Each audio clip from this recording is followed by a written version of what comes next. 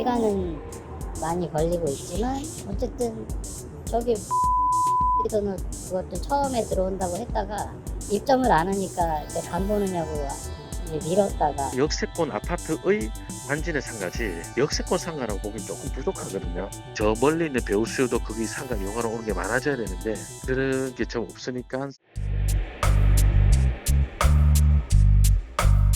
지하철 1호선 청량리역 5번 출구 앞에 위치한 한 신축 아파트 1층 상가. 8개 점포 중 아이스크림 전문점과 빵집을 제외한 6개 점포가 비어 있습니다. 2층은 상황이 더욱 열악합니다. 여기 가까운 AB동 건물 2층은 커피 전문점과 부동산, 미용실 3개 점포를 제외하면 절반이 공실입니다.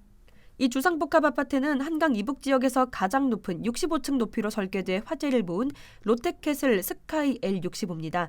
총 1,425가구가 지난해 7월 입주한 후 1년이 지났지만 상가는 공실폭탄입니다. 경기도 신도시 상권과 비교하면 조금 나은 수준인데요. 현재 6개 노선이 지나고 향후 GTX가 지날 서울 동부권 교통허브 청량리역 역세권을 낀 상업시설이지만 침체를 벗어나지 못하고 있습니다. 주중 점심에 이 역세권 상가를 찾는 사람도 찾기 어렵습니다. 65층 아파트 맞은편의 58층짜리 아파트 상가도 마찬가지입니다. 어르신이 많이 이용하는 은행과 대형 뷔페가 들어왔지만 여전히 절반 이상은 공실입니다. 뭐 시간은 많이 걸리고 있지만 어쨌든 저기 돈을 그것도 처음에 들어온다고 했다가 입점을 안 하니까 이제 간 보느냐고 이제 미뤘다가 이제 좀 들어오고. 청량리역 일대 공실이 많은 이유로는 높은 임대료가 꼽힙니다. 중개 사이트에 따르면 청량리역 역세권 아파트 1층 상가 전용 60제곱미터는 보증금 5천만 원에 월 임대료 400만 원에서 750만 원 선입니다. 역과 가까운 호실은 조금 더 비싼 편인데요. 월세가 비슷하지만 보증금이 1억 원으로 2배 이상 높습니다. 인근 소형 오피스텔 1층 상가의 경우 전용 27제곱미터 기준 보증금 3천만 원, 월세 260만 원 정도입니다. 보증금과 월세가 낮지만 면적도 그만큼 작습니다.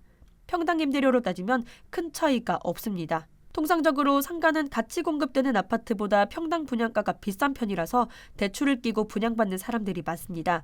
상가 수분양자 입장에서는 세입자로부터 높은 임대료를 받아야만 대출 이자를 충당할 수 있는 셈입니다. 공실이 많아서 상가가 활성화되지 못하더라도 임대료를 낮춰서 세입자 구하기도 어렵습니다. 임대료를 올리고 싶어도 상가 건물 임대차 보호법상 인상률 상한선 5%를 초과할 수 없기 때문입니다. 이 금액은 인근 트리플 역세권인 왕십리 역세권 상가 임대료보다는 싼 편인데요. 역세권 효과를 톡톡히 보는 왕십리와 달리 주민들만 이용하는 동네 상권이 됐습니다. 1,000만 원, 20만 원에서 잘 받는 데는 30만 원,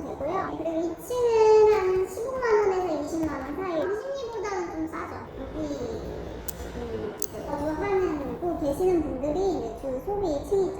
하루에 참고 지금은 오히려 경기가 좀 불안정해지면서 월세가 좀 잘 안 나가는 편이기는 한데 청량리역 상권 특성상 주상복합 입주민을 빼면 수요층 자체가 적다는 지적이 나옵니다. 실제로 청량리역 인근 아파트 신축 상가의 경우 출구와 매우 가까이 있지만 유동인구가 적습니다. 기존 청량리 상권을 이루는 농수산물시장과 양념시장 등은 모두 청량리역 북단에 위치하고 있고 아파트 상가는 모두 남단에 위치하고 있습니다. 아파트 뒤로는 기찻길이 있습니다. 새 출구로 나와도 아파트 말고는 딱히 갈 만한 곳이 없습니다. 상가 수요 대비 공급량도 많습니다. 이 일대는 모두 상업지역이라서 아파트가 아닌 주상복합이나 오피스텔로 개발됐는데요. 일반 아파트에 비해서 상가가 많은 편입니다. 주상복합의 경우 사업 면적의 20% 이상을 상업시설로 짓는 건축물입니다. 서울에 들어서는 아파트의 경우 5%를 상가 등 비주거시설로 지을 수 있다는 점과 비교하면 상업시설 비중이 훨씬 높습니다. 역세권을 앞세워 비싼 가격에 분양한 상가지만 실제로는 역세권 기능을 하는 상가가 아닌 아파트 내 단지 상가로 전락했습니다. 역세권 상가의 경우 멀리 있는 배우 수요도 상가 이용객으로 끌어들이는데요. 반면 아파트 단지 내 상가는 아파트 주민들만 이용해서 수요가 훨씬 제한적입니다. 역세권 아파트의 단지 내 상가지 역세권 상가라고 보기엔 조금 부족하거든요. 거기는 역 가까이 있는 아파트가 이용하는 아파트 단지 내 상가는 성격이 좀 더 강해요. 역세권 상가 기능을 할 거면 저 멀리 있는 배우 수요도 거기 상가 이용하러 오는 게 많아져야 되는데 그런 게 좀 없으니까. 서울시는 최근 강북 등에서 상가 공실이 늘자 올해 9월부터 이 같은 주상복합 내 공동주택과 상가의 비율 조정을 위해 관련 규정 수정을 내부 검토 중입니다. 수요자들의 특성과 주변 상권 등을 분석한 뒤 주상복합의 시설 비율을 조절해야 한다는 지적이 나옵니다. 업계에서는 인근 제기 6구역과 청량리 6구역, 청량리 8구역 등 정비 사업이 마무리될 시점에서야 주상복합 상가가 활성화할 수 있다는 전망이 나옵니다. 청량역 일대 입주민 수가 늘어난다면 타 지역에서 이곳을 찾아오지 않더라도 상가가 활기를 띨 수 있다는 것입니다. 공실폭탄인 청량리역 일대 상가가 10개 철도와 아파트 수만 가구를 품고 서울 동부권 최대 역세권 상권이 될 수 있을지 기대가 커지고 있습니다. 여기는 정상이고 비정상이고 이렇지만 물건도 들어왔잖아. 똑같아. 단 한 분도 안 내렸어. 그러니까 저렇게 비어있는 거야. 한번 훑고 지나가는 사람이 아니고. 세로스길이 그래도 1월부터는 꽤 많이 늘었거든요. 새로 들어오는 가게들이 많아요. 그것만 봐도 알 수 있어요.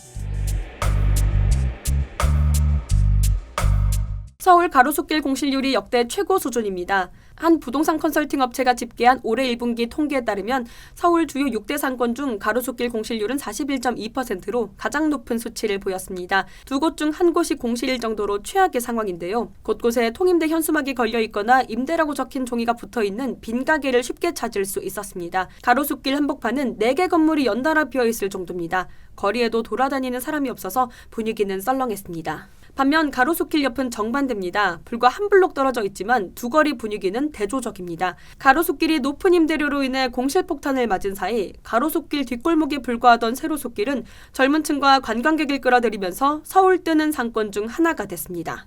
점심시간이 되자 직장인들이 쏟아져 나왔습니다. 블랙핑크 제니 초대형 사진이 걸린 화장품 매장 앞에서는 외국인들이 사진을 찍고 있고 이 건물 맞은편에 6층짜리 반려견 동반 매장은 전체 인테리어 공사를 진행 중입니다. 신세계 강남점 등 매출 상위권 백화점에만 들어가던 한 프랑스 패션 브랜드는 매장을 열기 위해 3층짜리 단독주택을 개조하고 있습니다. 세로숲길은 신사역 8번 출구에서 이어지는 가로수길 바로 옆 골목입니다. 이곳은 1990년대 후반부터 오렌지 쪽을 끌어모아 패션 성지가 된 가로수길의 영향력이 커지면서 2010년 이후 가로수길과 비슷한 이름인 세로숲길로 불렸습니다. 가로수길에 H&M이나 자라 같은 스파 브랜드와 스포츠 브랜드가 초대형 복층 매장을 연 것과 달리 규모가 작은 옷가게나 음식점이 하나둘 생기면서 현재 모습이 됐습니다. 가로수길과 달리 세로숲길에는 최근 매장을 내겠다는 사람들이 줄을 서고 있습니다. 빈 가게가 거의 없습니다. 세로스길이 그래도 1월부터는 꽤 많이 늘었거든요. 저녁에도 늘었어요. 유동인구는 상당히 많이 늘었어요. 새로 들어오는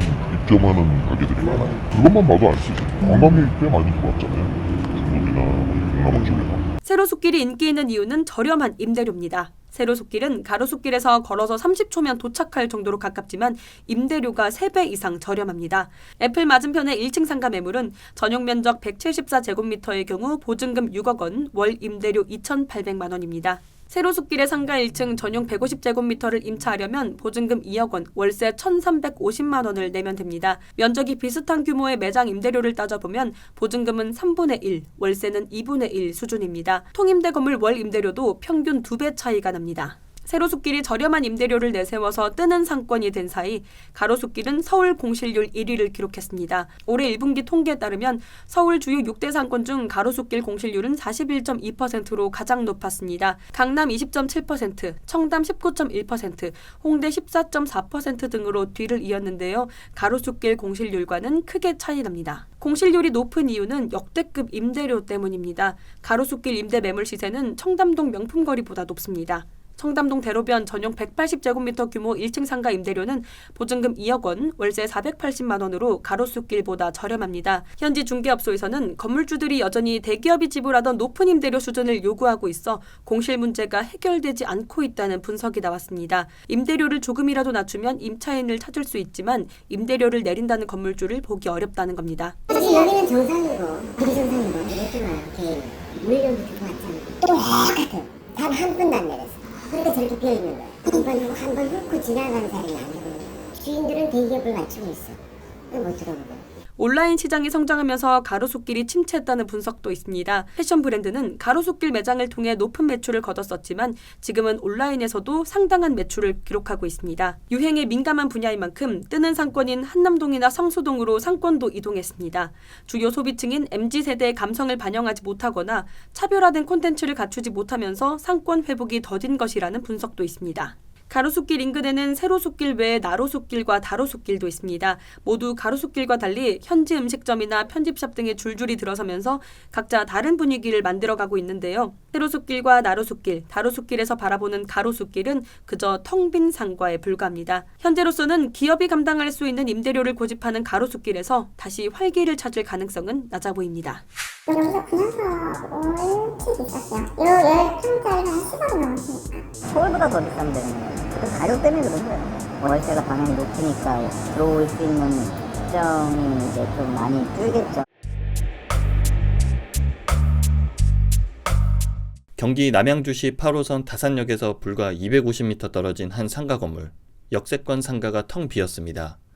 오피스텔 아래 1층 상가는 총 80개 호실인데요. 이 중 임차로 들어선 건 10곳이 채 안 됩니다. 90%가 공실입니다.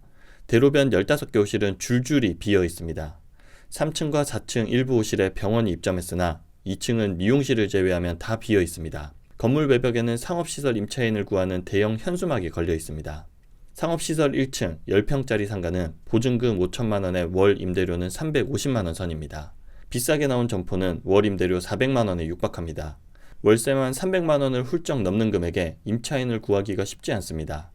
임대 문의를 하는 사람들은 종종 있으나 높은 임대료 탓에 실제 계약까지 이뤄지는 경우는 드뭅니다. 이 상가 분양가는 평당 1억 원이 넘습니다. 10평짜리 상가는 12억 원에 팔렸습니다.